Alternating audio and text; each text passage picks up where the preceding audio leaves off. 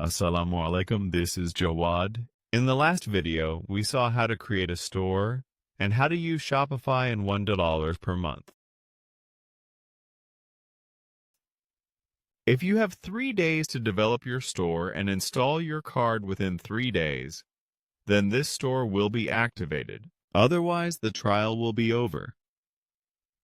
As you can see, there are 2 days left in your trial. If we install this card, then our trial will be activated in the plan. To install the card, we will go to the settings. From here, billings. And here we will add our payment method. Here will be the card number. Here will be the other details. Here will be the card selection, and here will be the address. So we will put this and save the card.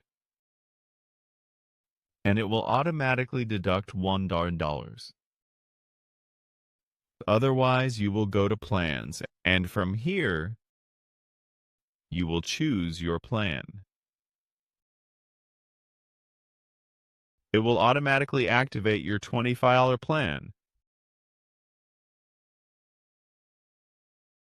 But if you want to use an advanced plan, then you will have to do it yourself.